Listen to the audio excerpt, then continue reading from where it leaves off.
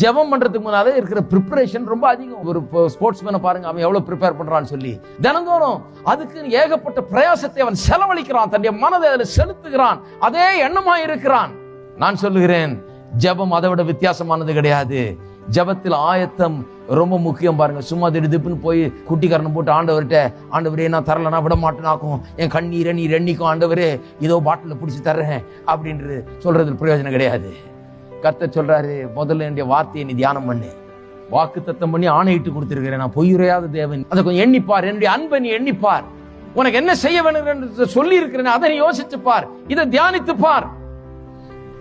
அப்படின்னா இப்ப என்ன பண்ண வேண்டும்?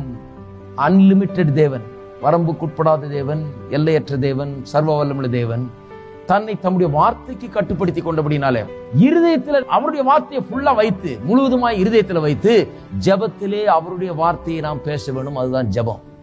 ஜெபம் பண்ணுவதற்கு ஆயத்தம் ஜெபத்தை காட்டிலும் அதிக நேரம் எடுக்கிறது.